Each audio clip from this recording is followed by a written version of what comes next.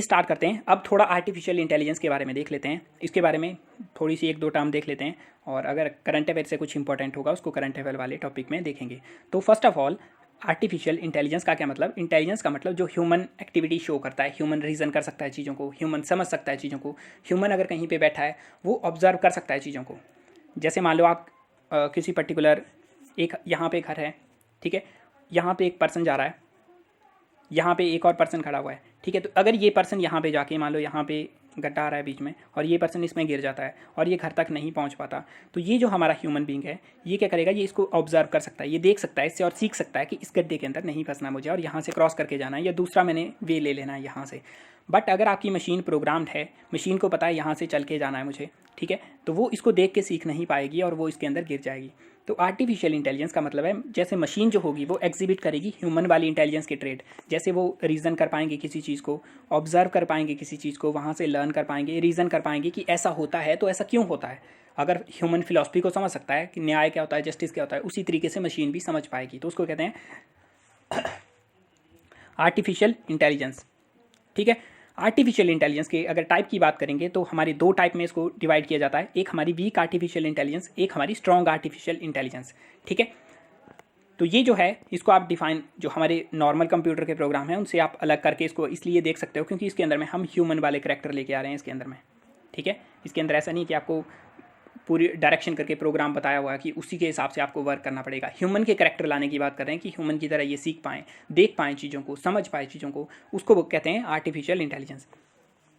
इसको कंबाइन करेंगे फिर हम रोबोटिक्स के साथ में, जब इसको रोबोटिक्स के साथ में कंबाइन करेंगे फिर इसकी एप्लीकेशन आ जाएंगी डिफेंस के अंदर में, ठीक है। और जहाँ जहाँ पे रोबोट बन सकते हैं, मैन्युफैक्चरिंग के अंदर में, होम के अंदर में, हॉस्पिटल के अंदर में, वो पूरा रोबोट का एक सेक्टर बन जाएगा, ठीक है। तो उससे वेपन वगैरह बनाएंगे, उनको आर्टिफिशियल इंटेलिजेंस बनाया जाता है। जो आपका फ़ोन होगा, जो करंट में फ़ोन चल रहे हैं उनके अंदर आप देखोगे कि आर्टिफिशियल इंटेलिजेंस से लेस आपका कैमरा होगा।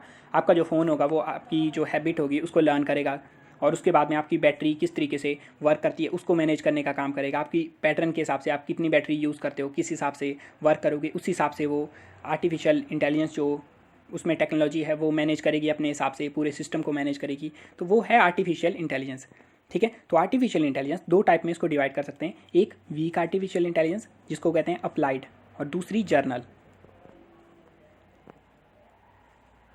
जो हमारी फर्स्ट है अप्लाइड, जो है ये जो होती है does not attempt to perform full range of human cognitive ability, मतलब पूरे तरीके से जो ह्यूमन वर्क करता है उस तरीके से पूरे तरीके से वर्क नहीं कर सकती, ये वीक होती हैं बेसिकली, ठीक है। तो मतलब पूरे तरीके से ह्यूमन जैसे वर्क करता है, सीखता है चीज़ों को, अंडरस्टैंड करता है, लर्न कर सकता है, उस तरीके से पूरे वर्क करने की काबिलियत नहीं रखती है, इसीलिए इसको बोलते हैं वीक आर्टिफिशियल इंटेलिजेंस। इसको हम प्रोग्राम वगैरह बना देंगे कि आपको इस तरीके से वर्क करना है, ये सब चीज़ें आपके द्वारा की जा सकती हैं, ठीक है। इन चीज़ों को आप परफॉर्म नहीं करोगे उस टाइप में ये वर्क करेंगी, ठीक है। तो इनके अंदर में ह्यूमन के पास में जो कैपेबिलिटी होती है उससे कम कैपेबिलिटी होंगी। एग्जाम्पल है इसका सीरी।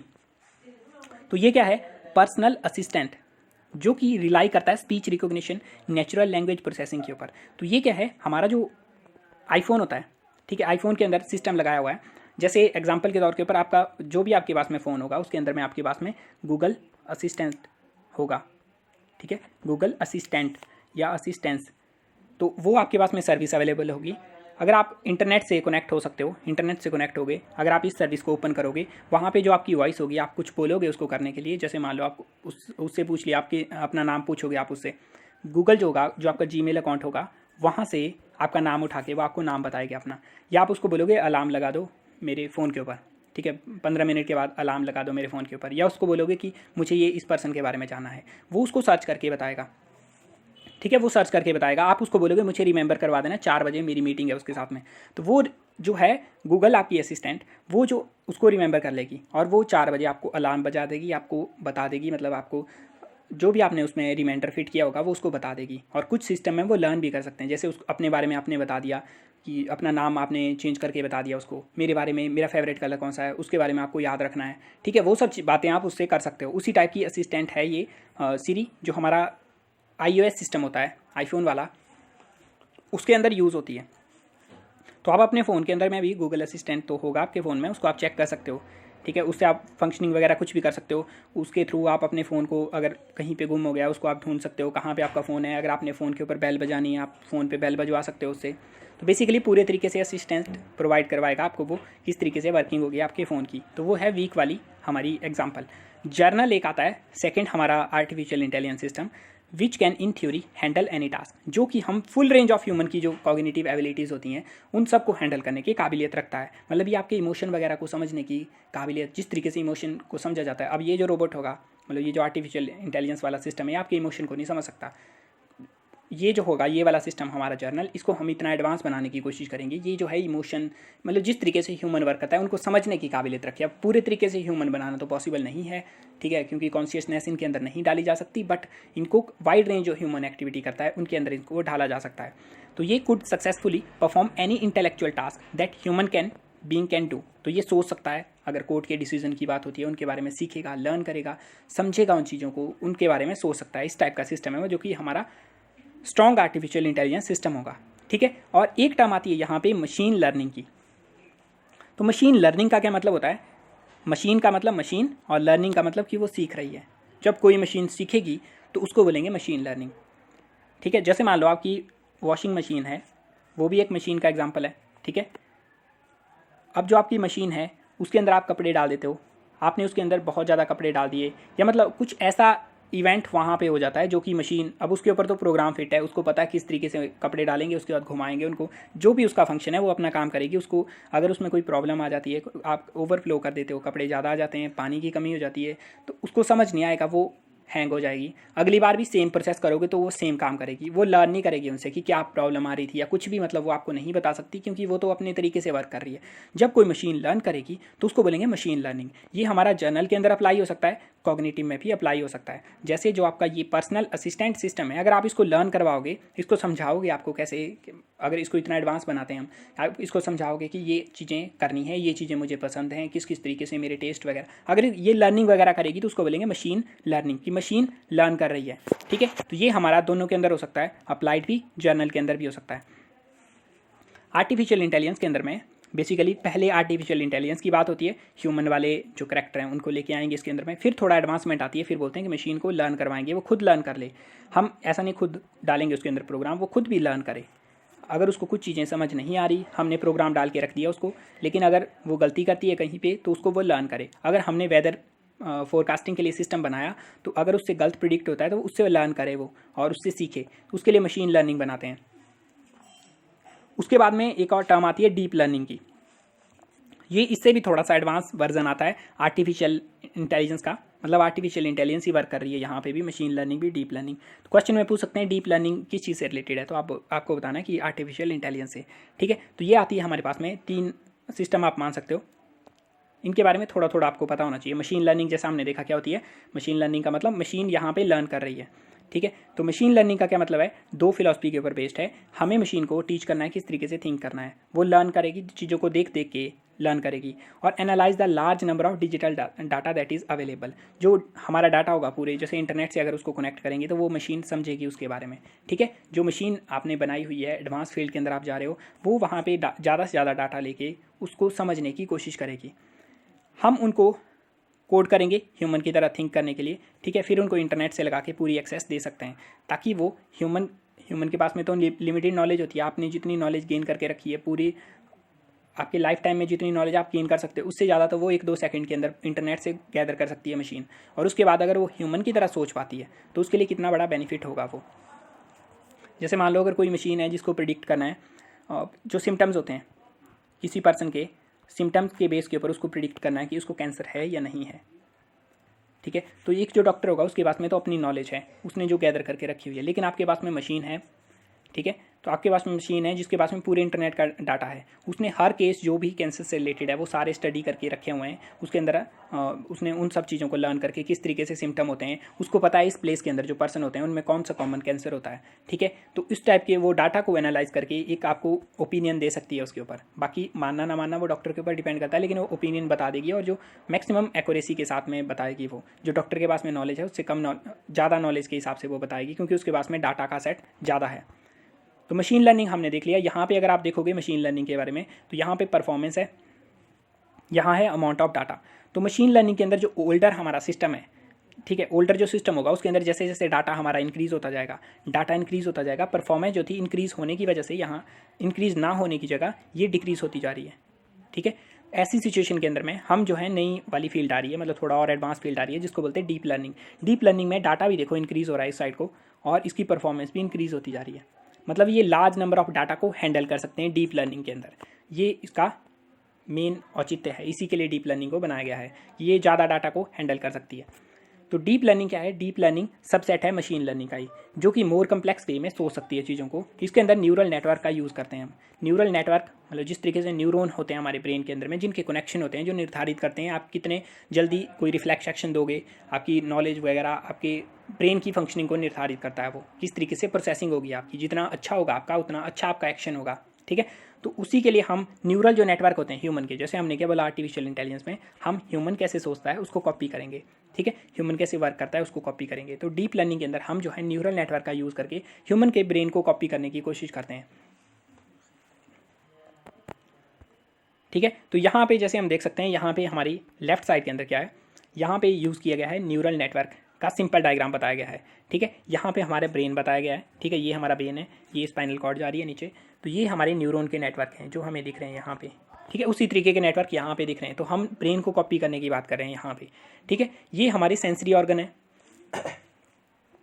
सेंसरी ऑर्गन यहाँ पे क्या होंगे, यहाँ पे 2 आंखें होंगी, कान होगा, उसी तरीके से सेंसरी ऑर्गन है। मशीन के यहाँ से डाटा इनपुट होगा, और वो इस तरीके से जैसे न्यूरॉन यहाँ पे लगे हुए हैं, उसी तरीके से न्यूरॉन के कनेक्शन है। वो अलग अलग तरीके से चीज़ों को सोचेगा, एनालाइज करेगा, उसके बाद में कम्प्लेक्स वे में इसको सोच के, ह्यूमन की तरह सोच के उसका रिजल्ट देगा ये।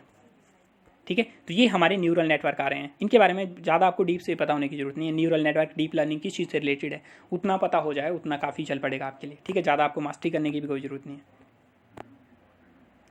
तो जिस तरीके से हमारा ह्यूमन ब्रेन वर्क करता है, उसी तरीके से वर्क करने की कोशिश करेंगे। जैसे हम किसी चीज़ को सोचते हैं, उसको हम क्लासीफाई करते हैं अपने न्यूरॉन नेटवर्क के हिसाब से, अलग अलग क्लासीफाई करते हैं, अलग अलग तरीके से उसको सोच के उसका रिजल्ट देते हैं। जैसे एग्जांपल के तौर के ऊपर यहाँ पे जितनी आपको फिगर दिख रही होंगी, ठीक है, ये जो है वो अलग अलग शेप है इनकी। ठीक है, सर्कल है, ट्राइंगल है हमारे पास में, स्क्वायर होगा, रेक्टेंगल होगा, ये अलग अलग शेप्स हैं। जब ह्यूमन को देखने के लिए बोला जाएगा तो आप एकदम बता सकते हो कि ये सर्कल है हमारा, ठीक है, ये हमारे पास स्क्वायर है, ये रेक्टेंगल है। लेकिन ब्रेन के अंदर जो आपकी फंक्शनिंग हो रही है वो अलग तरीके से होती है। उसके अंदर क्लासिफिकेशन होती है सिस्टम की। एक छोटी छोटी इन्फॉर्मेशन जाती है, उसको क्लासीफाई करता है ब्रेन, फिर दूसरी जाती है, फिर तीसरी जाती है, चौथी जाती है, फिर उससे रिजल्ट निकालता है। जैसे अगर इस मशीन को सोचना हो, उसको इसको दिखाया जाए, न्यूरल नेटवर्क को अगर हम दिखाएंगे कि इसके बारे में बताओ, यहाँ पे आप स्क्वायर ढूंढ लो, ठीक है, इसको अगर बताना हो तो ये क्या करेगा, इसके अंदर डिफरेंट जो डाटा की एंट्री होगी। जैसे मान लो सबसे पहले ये क्या देखेगा, ये देखेगा 4 साइड, यहाँ पे जो भी हमारी शेप्स हैं उनमें से 4 साइड किस किस की हैं। ठीक है, तो ये क्या किया, यहाँ से इनपुट जाएगी, यहाँ से इनपुट जाएगी, और ये देखेगा यहाँ पे कितने टाइप की शेप्स हैं, अलग अलग टाइप की शेप्स हैं, वो जाएंगी यहाँ पे। जैसे एक चलेगी यहाँ पे, ये बताएगा ये हमारे पास स्क्वायर है, ये हमारे पास में ट्राइंगल है, ये रेक्टेंगल है हमारे पास में, ये सर्कल है, इस टाइप से शेप चली गई। अब जब इसको पता है कि स्क्वायर जो होता है उसकी 4 भुजाएं होती हैं, तो ये देख लेगा यहाँ पे कौन सी किसकी 4 भुजाएं। जैसे इसको पता लग जाएगा सर्कल की 4 जो साइड हैं वो नहीं है, तो सर्कल कट हो जाएगा। ठीक है, जो ट्राइंगल है उसकी 4 साइड नहीं है, तो वो कट हो जाएगा। उसके बाद क्या देखेगा, उसके बाद फिर से डाटा की एंट्री होगी, उसमें देखेगा ये कि जो साइड्स हैं चारों वो किस किस की बराबर हैं, उस तरीके से फिर से इन्फॉर्मेशन जाएगी। ठीक है, और अगर आपने इसको बोला होगा कोई पर्टिकुलर कलर का स्क्वायर आपने ढूंढना है, तो उसके लिए कलर की एक और इन्फॉर्मेशन जाएगी। मतलब ये क्लासीफाई करेगा उस इन्फॉर्मेशन को, उसके बाद रिजल्ट प्रदान करेगा आपको। तो इस तरीके से कम्प्लेक्स तरीके से ये वर्क करेगा। और ये तो काफ़ी छोटा एग्जाम्पल है। इसको बड़े लेवल के ऊपर, अगर आपको पूरे वर्ल्ड लेवल के ऊपर ट्रैफिक को मॉनिटर करने के लिए बोल दिया, किसी पर्टिकुलर प्लेस के ऊपर गाड़ियाँ निकल रही हैं वहाँ से, वहाँ पे देखना है, गाड़ियों की स्पीड को एनालाइज करना है, कौन से कलर की गाड़ी गई, कौन सी कंपनी की गाड़ी गई, वो सब चीज़ें पूरा एनालाइज करके बताया जा सकता है इसको। ठीक है, तो वो आप डिपेंड करेगा आप किस तरीके से इसको वर्क करवाना चाहते हो। इस टाइप के सिस्टम को यूज़ कर सकते हैं। तो न्यूरल नेटवर्क के थ्रू एक कंप्यूटर को टीच कर सकते हैं कि आपको किस तरीके से थिंक करना है। ठीक है, इनको थिंक करने के बारे में बताएंगे। और उसके अलावा यहाँ पे न्यूरल नेटवर्क के पास में क्या एडवांटेज है कि इनको डाटा दे सकते हो आप। मतलब ह्यूमन के पास में लिमिटेड ब्रेन होता है, लेकिन अगर आप इस न्यूरल नेटवर्क जो कि डीप लर्निंग के अंदर यूज़ हुआ है, जो कि हम आर्टिफिशियल इंटेलिजेंस में यूज़ कर रहे हैं, अगर हम आर्टिफिशियल इंटेलिजेंस का यूज़ करके एक ऐसा रोबोट बनाते हैं जिसमें न्यूरल नेटवर्क्स हैं, और उसको हम इंटरनेट से जोड़ देते हैं, और वो इंटरनेट से पूरी नॉलेज ले लेगा, जितनी नॉलेज गैदर कर सकता है अपनी पर्टिकुलर फील्ड की, उसको पूरी नॉलेज होगी, ह्यूमन की तरह सोचेगा, पूरे पैटर्न में जैसे ह्यूमन बीइंग सोचता है उस तरीके से सोचेगा। उसकी स्पीड गजब की होगी, ह्यूमन से ज़्यादा होगी, एक्यूरेसी उसकी ज़्यादा होगी, क्योंकि वो मशीन है, उसमें बायसेस नहीं होंगे। ठीक है, ये चांसेस हैं, उसमें बाइसेस वगैरह हो सकते हैं, बट उतना हम भी कम्प्लेक्स नहीं जाने वाले कि क्या उसमें हो सकता है क्या नहीं हो सकता। सिंपल वे में जाएंगे कि उसमें हो सकता है कास्ट कम्युनिज्म रीजन वगैरह के बाइसेस नहीं होंगे। बट यहाँ पे इशू ये आता है कि अगर ये मशीन लर्न कर रही है तो ये ह्यूमन से सीखेगी। ठीक है, जब हम बोलते हैं कि जो मशीन है वो खुद लर्न करेगी और उसके बाद में फिर टर्मिनेटर काइंड की मूवीज़ बनती हैं, तो बेसिक बोलने का मतलब है अगर ये लर्न करने वाली मशीन्स हैं तो ये ह्यूमन के जो बाइसेस होते हैं, ह्यूमन जो एक फाइटिंग वगैरह करता है एक दूसरे से, ह्यूमन का तो कोई ईमान धर्म नहीं होता कि कौन सी चीज़ राइट है कौन सी चीज़ गलत है। किसी चीज़ को हम राइट बोल सकते हैं एक पर्सपेक्टिव से कि किसी को मारना गलत है, बट वहीं पे देखेंगे नेशनल सिक्योरिटी के टाइम में टेररिस्ट वगैरह एक दूसरे को मार देते हैं, वहाँ पे वैसी सिचुएशन में वो ख़त्म हो जाता है। टॉर्चर नहीं करना चाहिए, लेकिन उसी सिचुएशन में अलग तरीके से टॉर्चर किया जाता है। ह्यूमन बोलेगा हमें एनवायरमेंट को प्रोटेक्ट करना है, लेकिन खुद ही एनवायरमेंट को डिस्ट्रॉय भी करेगा। तो जो ह्यूमन की कैपेबिलिटी है, ह्यूमन जिस तरीके से वर्क करता है, मतलब एक तरीके से अपने तरीके से वर्क करता है जिसका कोई पैटर्न नहीं है, उस तरीके से अगर इसने भी सीख ली वो चीज़ें, वो मतलब इसके अंदर में भी नेगेटिव चीज़ें आ सकती हैं। तो हम उनके बारे में डिस्कस नहीं करने वाले, वो मतलब अलग तरीके की फील्ड बन जाएगी फिर। तो इसमें बाइसेस नहीं होंगे, कास्ट रिलीजन वगैरह जो ह्यूमन बीइंग के अंदर होते हैं। अगर आपको इसको बताया हुआ है कोर्ट के केसेस सॉल्व करने के लिए, तो ये कोई ऐसा नहीं देखेगा इस पर्टिकुलर रिलीजन को टारगेट करने की बात करेगा। ये सब फायदे हैं। ये क्लासीफाई करता है इन्फॉर्मेशन को, जो हमने देखा अलग अलग फेजेज में क्लासीफाई कर देता है ये। ठीक है, और ये जो है इसको हम रिकॉग्नाइज करने के लिए इसको काफ़ी चीज़ों के बारे में बता सकते हैं। ठीक है, और ये जो काफ़ी प्रोबेबिलिटी के साथ में अच्छी डिसीजन लेने की काबिलियत रखेगा इस टाइप का सिस्टम। तो ये हमारा पूरा जो टॉपिक था ये आर्टिफिशियल इंटेलिजेंस के ऊपर ही बेस्ड था। इसके अंदर ये एडवांसमेंट हो रही है, तो न्यूरल नेटवर्क, फिर न्यूरल बिलीफ सिस्टम, उस टाइप की एडवांस टेक्नोलॉजी का यूज़ करके हम मोर कम्प्लेक्स मशीन बना रहे हैं। ठीक है, वो बनाएंगे हम, जैसे मान लो एक रोबोट है, पहले सिंपल वाला बना रहे थे, उसको कम्प्लेक्स करके हमने न्यूरल नेटवर्क अगर उसमें डालेंगे तो वो कम्प्लेक्स तरीके से सोचने की काबिलियत रखेगा, जो कि ह्यूमन को किसी भी तरीके से ह्यूमन उसके साथ में मुकाबला नहीं कर सकता। अब फंक्शन की बात करेंगे तो हम इनसे क्या कर सकते हैं, सेल्फ ड्राइविंग कार बना सकते हैं। ठीक है, जो कि हम अभी भी बना रहे हैं, लेकिन उसको और एडवांस करके, ताकि वो खुद समझ सके हर सिचुएशन के अंदर किस तरीके से वर्क करना है मुझे। ठीक है, वो किस तरीके से प्रोटेक्ट इमोशंस को भी समझ पाए, वो देख पाए आसपास की चीज़ों को किस तरीके से बिहेव करना है। अगर इतनी ज़्यादा कम्प्लेक्स हम मशीन बना सकते हैं तो वो हमारे फिर हम जीरो एक्सीडेंट की तरफ आगे बढ़ सकते हैं।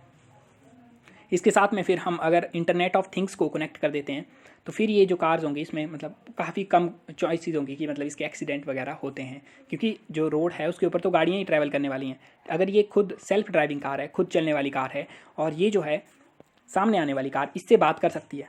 इंटरनेट ऑफ थिंग का क्या मतलब है, इंटरनेट ऑफ थिंग का मतलब है कि जो थिंग्स हैं वो इंटरनेट के थ्रू बातें कर रही हैं। इंटरनेट का क्या मतलब है, इंटरनेट का मतलब है एक पर्सन यहाँ पे बैठा हुआ है, एक पर्सन काफ़ी दूर है, लेकिन उससे वो कांटेक्ट कर सकता है, कम्युनिकेशन कर सकता है, वही इंटरनेट का मतलब है। तो इंटरनेट ऑफ थिंग्स का मतलब है थिंग्स जो होती हैं वो इंटरनेट के माध्यम से कनेक्टेड होंगी। तो इस कार को इस कार के साथ में डाटा शेयर कर सकते हैं, ये बात कर सकते हैं एक दूसरे से इंटरनेट ऑफ थिंग्स के अंदर। तो इनको पता होगा ये कहाँ से आ रही है, ये कहाँ से आ रही है, इनको टर्न करने के लिए पता होगा, हमें आपस में नहीं टकराना है।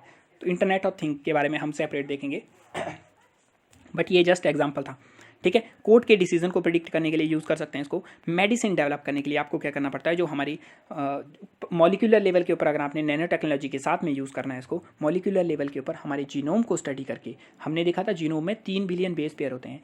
अगर आपने मॉलिक्यूलर लेवल के ऊपर उनको जाके स्टडी करना है, ठीक है, उससे भी डीप लेवल के ऊपर जाके आप एटम मॉलिक्यूल के लेवल के ऊपर स्टडी करना है उनको, या आप जीन के लेवल के ऊपर स्टडी करोगे उनको, उनके लिए हमारे पास में ये जो हमारे पास आर्टिफिशियल इंटेलिजेंस वाली टेक्नोलॉजी है, न्यूरल नेटवर्क वाली टेक्नोलॉजी है, ये टेक्नोलॉजी काफ़ी अच्छी साबित होंगी, क्योंकि लार्ज नंबर ऑफ डाटा को प्रोसेस करने की काबिलियत रखते हैं।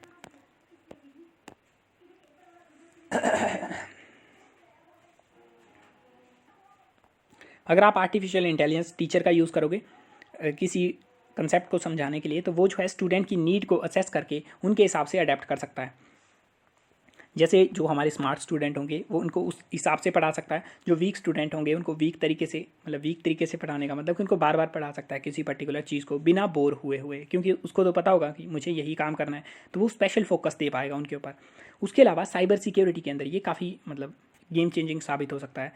ह्यूमन बीइंग की जो काबिलियत है किसी कोड को समझने की, क्रैक करने की, लॉक्स लगाने की, किस तरीके से इन्फॉर्मेशन को सिक्योर रखें, वो लिमिटेड है। बट आर्टिफिशियल इंटेलिजेंस का यूज़ करके अगर सेफ्टी के लिए यूज़ करेंगे तो काफ़ी ज़्यादा हमारे लिए इंपॉर्टेंट होगा। और उसी चीज़ को अगर नेगेटिव यूज़ करेंगे कहाँ पे किसी दूसरी कंट्री के ऊपर साइबर ब्रीच करने के लिए, तो वो फिर आर्टिफिशियल इंटेलिजेंस से जब अटैक करेंगे वो दूसरी कंट्री के लिए काफ़ी ज़्यादा नामुमकिन हो जाएगा उस अटैक को रोकना। ठीक है, तो उनको भी उस टाइप के एडवांस सिस्टम का यूज़ करना पड़ेगा।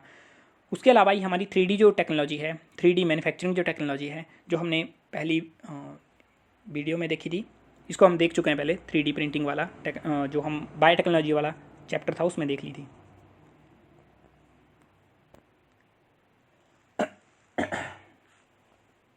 तो ये हमारा मैन्युफैक्चरिंग के सेक्टर में और बायोलॉजी के सेक्टर में क्रांति ला सकती है ये चीज़ उसके अंदर में, ठीक है।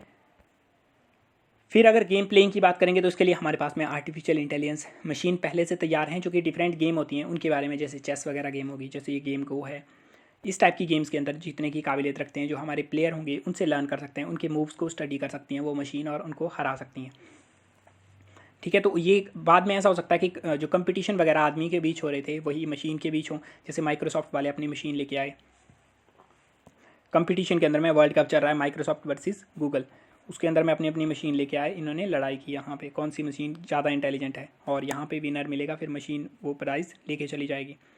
फिर जो डिजीज़ होती हैं उनको डायग्नोस करने के लिए, जैसे हमने कैंसर का एग्जांपल लिया था वैसे ही यहाँ पे डिजीज़ को डायग्नोस कर सकते हैं। उसके अलावा जो हमारी ओल्ड राइटिंग ट्रेडिशनल स्क्रिप्चर वगैरह हैं, जैसे हमारी इंडस वैली की स्क्रिप्चर्स हैं, उनके बारे में हमें नहीं पता है, उनकी राइटिंग वगैरह के बारे में हमें ज़्यादा जानकारी नहीं है, वैसी सिचुएशन में उनको समझ सकते हैं। ये पूरी वर्ल्ड का जो डाटा होगा उसको एनालाइज करके डिफरेंट जो सिविलाइजेशन थी एंशिएंट, वहाँ से कुछ ना कुछ पैटर्न फाइंड आउट करके उनके लिए हमें हेल्प कर सकती हैं इन फ्यूचर, ठीक है। तो यहाँ तक हमने स्टडी किया आर्टिफिशियल इंटेलिजेंस। अब इसके कुछ प्रोजेक्ट देख लेते हैं जो आपको ये नाम याद रखने हैं। फर्स्ट है प्रोजेक्ट ब्रेन वेव। ये डीप लर्निंग जो हमने देखा, डीप लर्निंग जिसके अंदर लार्ज नंबर ऑफ डाटा को अच्छे से प्रोसेस किया जा सकता है, जिसके अंदर न्यूरल नेटवर्क का यूज़ करेंगे। डीप लर्निंग को यूज़ करने, उसके अंदर रिसर्च करने के लिए माइक्रोसॉफ्ट के द्वारा प्रोजेक्ट चला गया है जो कि रियल टाइम में आर्टिफिशियल इंटेलिजेंस क्रिएट करने की बात कर रहा है। रियल टाइम का यहाँ पे मतलब है कि एक पर्टिकुलर प्लेस के ऊपर अगर वो आपके साथ में इंटरेक्ट कर रहा है, ठीक है, तो वो आपसे लर्न कर पाएगा। अगर उसको कोई चीज़ समझ ना भी आए तो भी आपसे वो उसको लर्न करके आपकी इमोशन वगैरह को समझ के किसी ना किसी तरीके से वो जो है उसको समझने की कोशिश करेगा, ठीक है। उसके बाद हमारे पास सीरी, जो मैंने आपको बताया पर्सनल असिस्टेंट, जो है आपका आईफोन ऑपरेटिंग सिस्टम के अंदर मिलेगा, जिससे आप कुछ भी पूछोगे बताओगे वो कर सकता है। अलेक्सा, ये हमारे पास में अमेजोन की इंटेलिजेंस पर्सनल असिस्टेंट है, इसी तरीके से वर्क करेगी जैसे अमेजोन के स्पीकर वगैरह उनके अंदर लगाया जा सकता है इसको, ठीक है। जो एक गाना भी आता है अरमान मलिक का, उसके अंदर बताया गया है इसके बारे में, ठीक है, कि गाना प्ले करने के बारे में बोलते हैं। फिर कॉर्टाना, ये माइक्रोसॉफ्ट का intelligent personal assistant involving natural language processing. ये भी सेम, तीनों चीज़ें सेम हैं कि आपको असिस्ट करेंगी, आप इनसे बात कर सकते हो, आप इनको बता सकते हो मुझे कौन सा गाना सुनना है, मुझे क्या चीज़ करनी है, मुझे 4 घंटे बाद आप बता देना, मुझे उठा देना, अलार्म लगा सकता है, रिमाइंडर लगा सकता है आपके लिए, अदर भी काफ़ी टास्क कर सकता है। आप इससे बात कर सकते हो किसी पर्टिकुलर चीज़ के ऊपर, इससे बातें कर सकते हो, कॉम्प्लीमेंट वगैरह, मतलब काफ़ी चीज़ें कर सकते हो आप। अपने जो गूगल असिस्टेंट होगा उसके साथ में एक्सपेरिमेंट कर लेना, आपको लग जाएगा पता। फिर वॉटसन, ये आईबीएम जो हमारी कंपनी है उनका क्वेश्चन आंसरिंग कंप्यूटर सिस्टम है, ठीक है। तो ये उनके द्वारा बनाया गया कि क्वेश्चन को आंसर करेगा, आप इससे पूछोगे। तो इसको बाद में कमर्शियल तरीके से 2013 के बाद में हॉस्पिटल में लगाने की ट्राई की गई, हॉस्पिटल में लगाया गया, जहाँ पे जो नर्सिस वगैरह होंगी, जैसे मान लो कोई सिम्टम वगैरह यहाँ पे इन्होंने देखा, उसको बताया जाएगा कंप्यूटर को, और ये जो कंप्यूटर है आपको आंसर बताएगा कि कौन सी बीमारी हो सकती है इस पर्सन को, और देखा गया कि ये मैक्सिमम टाइम सही होता है। तो यही चीज़ें इनके साथ में यूज़ की जा सकती हैं। उसके अलावा Google brain artificial intelligence programme है गूगल का, तो आपको याद करना है कौन सी कंपनी का कौन सा प्रोजेक्ट है।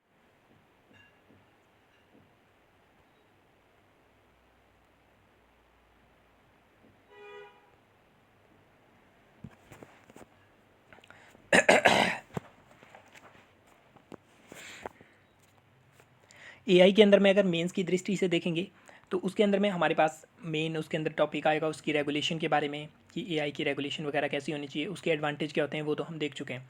तो अगर बात करते हैं इसकी, तो 2019 के अंदर में फैब के अंदर में केरल के अंदर में फर्स्ट केरल पुलिस के अंदर में रोबोट को इंट्रोड्यूस किया गया। चेन्नई के अंदर में second robot theme restaurant open किया गया, जहाँ पे वेटर वगैरह वेटर वगैरह भी रोबोट हैं और वो इंटरेक्ट करेंगे इंग्लिश और तमिल के अंदर में। अहमदाबाद के अंदर में 2018 के अंदर में हार्ट का ऑपरेशन परफॉर्म किया गया रोबोट के द्वारा। तो इस टाइप की चीज़ें जब रोबोट के द्वारा की जा रही हैं, आर्टिफिशियल इंटेलिजेंस का यूज़ किया जा रहा है, तो हमें उस समय आवश्यकता है कि एआई को रेगुलेट किया जाए, ठीक है। तो रेगुलेशन की आवश्यकता क्यों है? रेगुलेशन की आवश्यकता इसीलिए है, अगर मान लो आप एआई का यूज़ कर रहे हो लीगल इश्यूज़ को प्रिडिक्ट करने के लिए, या हमारी ऑटोनोमस कार चल रही हैं सड़क के ऊपर, तो ऐसे केस के अंदर में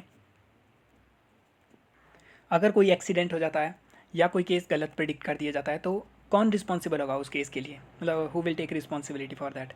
तो उसके लिए हमें एआई को रेगुलेट करने की आवश्यकता है, उसमें क्लियर बताने की आवश्यकता है कि कौन, क्या हम ओनर को जिम्मेदार ठहराएंगे या जिस कंपनी ने मैन्युफैक्चर करवाया उसको जिम्मेदार ठहराएंगे, वो सब चीज़ें देखनी चाहिए। जर्मनी के अंदर में इथिकल रूल बनाए गए ऑटोनॉमस व्हीकल के लिए, कि किस तरीके से मतलब उनको कैसे बिहेव करना चाहिए, क्या क्या चीज़ें होनी चाहिए, कौन रिस्पॉन्सिबल होगा। तो वैसे ही इंडिया के अंदर में भी इस टाइप का काम किया जाना चाहिए। जैसे ही जर्मनी के जो रूल बनाए गए उसमें बोला गया कि जो ह्यूमन बींग है उनको ज़्यादा प्रायोरिटी दी जाएगी प्रॉपर्टी और एनिमल के मुकाबले, तो वैसा ही इंडिया के अंदर में किया जाना चाहिए। वर्ल्ड के अंदर अगर बात करते हैं एआई के अंदर में कितनी ज़्यादा रिसर्च वगैरह चल रही है, कौन सी कंट्री आ गई है, अगर उसमें बात करेंगे तो ऐसा प्रिडिक्ट किया गया है कि एआई 2030 तक कवर करेगी लगभग $15 ट्रिलियन के करीब में, मतलब इंडिया की इकॉनमी से 5 गुना ज़्यादा कवर करेगी एआई। और एआई का यूज़ कर सकते हैं, हमने पीछे भी देखा, अर्बन ट्रांसपोर्टेशन, एग्रीकल्चर, मैन्युफैक्चरिंग, किसी फील्ड में कर सकते हैं जिसके अंदर में कंप्यूटिंग की आपको आवश्यकता है, तो उसके लिए एआई का यूज़ कर सकते हैं। और चाइना इसके अंदर में काफ़ी लीड कर रहा है, यूएस और चाइना लीड कर रहे हैं इस एरिया के अंदर में, और चाइना के पास में काफ़ी एडवांटेज है, चाइना के पास में ज़्यादा लीड है आर्टिफिशियल इंटेलिजेंस के अंदर में। तो मशीन लर्निंग, आर्टिफिशियल इंटेलिजेंस, ये डाटा के ऊपर रिलाई करती हैं, और चाइना के अंदर में डाटा का काफ़ी बड़ा इकोसिस्टम है। हालांकि इंडिया के अंदर में भी काफ़ी सारे लोग हैं और डाटा वगैरह इंडिया में भी काफ़ी जनरेट होता है, लेकिन प्रॉब्लम ये आ रही है कि चाइना के पास अपनी कंपनीज़ हैं, वो अपनी कंपनी से काम कर रहे हैं, उनके पास अपने फ़ोन वगैरह की कंपनी है, मैन्युफैक्चरिंग, स्मार्टफोन की चिप्स वगैरह बनाने वाली कंपनी है, तो उनके पास में अपना सिस्टम है। इंडिया के पास में तो हमारे पास जैसे मान लो गूगल है, फेसबुक वगैरह, तो वो तो इंडिया की कंपनी नहीं है, लेकिन चाइना के अंदर उनकी अपनी कंपनीज़ हैं। उसके अलावा चाइना ने काफ़ी ज़्यादा एडवांसमेंट किया है इस फील्ड में। अगर इन्वेस्टर्स की बात करेंगे तो इन्वेस्टर को अगर अट्रैक्ट करने की बात करेंगे तो चाइना के द्वारा लगभग 2018 के अंदर जितनी फॉरेन इन्वेस्टमेंट आई उसका 48% जो वेंचर कैपिटल एआई के अंदर इन्वेस्ट हुआ, मतलब जितनी फॉरेन से इन्वेस्टमेंट वेंचर कैपिटल इन्वेस्ट किया गया वो 48% चाइना के अंदर किया गया और 38% यूएस के अंदर किया गया। ठीक है, तो ये भी मतलब काफ़ी बड़ी बात है, चाइना इसके अंदर में लीड कर रहा है। और इंडिया के बारे में अगर बात करते हैं इंडिया की क्या पोजीशन है, इंडिया हर चीज़ के अंदर पीछे है, हमारे पास में स्किल्ड प्रोफेशनल की भी कमी है, ठीक है, और डाटा वगैरह जो जनरेट किया जाता है उसके अंदर में भी हमारी पॉवर्टी है, तो हम टेक्नोलॉजी के अंदर में भी पुअर हैं, और हमारे जो स्किल्ड प्रोफेशनल होने चाहिए उसके अंदर में भी इंडिया में पॉवर्टी देखने को मिल रही है। हमारे पास में एब्सेंस है, बड़े बड़े जो जाइंट्स हैं जैसे गूगल वगैरह जो कि इन्वेस्ट करते हैं, तो इन्वेस्टमेंट के लिए हमारी मेनली जो है काम वो चल रहा है गवर्नमेंट की इन्वेस्टमेंट से। गवर्नमेंट डिजिटल इंडिया के अंदर 3,000 करोड़ के करीब में इन्वेस्ट कर रही है, जिसका एक छोटा सा हिस्सा जो है वो मिलेगा हमारी आर्टिफिशियल इंटेलिजेंस को, बाकी हमारे प्राइवेट सेक्टर वगैरह करेगा, जो खुद करना चाहते हैं उन्हीं के ऊपर डिपेंडेंट है वो कम्प्लीटली। बाकी फॉरेन कंट्री में जैसे यूएस के अंदर में गूगल वगैरह उनका वो इतनी ज़्यादा इन्वेस्टमेंट कर रही है जितनी इंडिया की गवर्नमेंट भी इन्वेस्ट नहीं करती, तो वो इंडिया में देखने को मिल रहा है। अगर बात करते हैं रिसर्च पेपर की तो इंडिया के अंदर में 3rd लार्जेस्ट अमाउंट के रिसर्च पेपर एआई के अंदर में पब्लिश किए जाते हैं, जो कि लगभग 12,000 के करीब हैं, और वो चाइना के अंदर में 37,000 के करीब हैं और यूएस के अंदर में 32,000 के करीब हैं। लेकिन आप इनकी क्वालिटी देखोगे तो ये सब स्टैंडर्ड क्वालिटी के हैं, क्योंकि इसके अंदर में जब हम बात करते हैं साइटेशन की, कोई भी आपका रिसर्च पेपर अगर काफ़ी अच्छी क्वालिटी का हो तो उसको पढ़ के जब दूसरा रिसर्च पेपर कोई और पब्लिश करेगा तो वो उसको पढ़ के उसकी साइटेशन करता है, यहाँ मैंने यहाँ से ये चीज़ ली हुई है। उस केस के अंदर में इंडिया काफ़ी पीछे है, मतलब जो हमारे रिसर्च पेपर हैं वो कॉपी पेस्ट थोड़ा सब स्टैंडर्ड क्वालिटी के हैं। उसके अलावा हमारे पास प्रिंसिपल रिसर्चर की अगर बात करते हैं जो इस फील्ड में 50 to 75 के करीब हैं, तो वो भी हमारे पास ज़्यादा नहीं है, ठीक है। और हमारे पास में अगर हमारी पॉपुलेशन की भी बात करते हैं तो मेनली अगर पॉपुलेशन फोकस्ड होगी तो उसके अंदर में कुछ लोग होंगे जैसे 50 to 70%, ये हमने देखे, ये एडवांस लेवल के ऊपर रिसर्च कर रहे हैं, और कुछ लोग अगर इस फील्ड में आना भी चाहेंगे तो वो एडवांस लेवल की रिसर्च करते हैं, पीएचडी वगैरह करते हैं और उसके बाद इंडिया से निकल जाते हैं, तो वो इंडिया के अंदर में रहना पसंद नहीं करते, आगे इंडिया से बाहर चले जाते हैं। और हमारे पास में सीरियस वर्क जो है वो काफ़ी कम इंस्टीट्यूट के अंदर हो रहा है, जैसे IIT, IISc इनके अंदर में हो रहा है, बाकी हमारा जो सीरियस वर्क है इसके अंदर में मतलब वो बाकी यूनिवर्सिटीज़ के अंदर में आगे नहीं गया हुआ है AI के क्षेत्र में।